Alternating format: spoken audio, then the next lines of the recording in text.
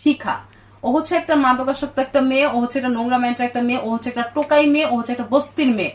ওর সাথে কি আপনি আমাকে মিলাইতে পারবেন? ওর সাথে কি আপনি আর কারো মিলাইতে পারবেন? তো ও যে মাইন্ডের, ও ওই কাজটাই করছে, এটাই। আর এই কাজটা আমরা আদার্স যে মানুষগুলো আছি তারা কখনোই করব না, এটা আমার থেকে আমি বলতেছি।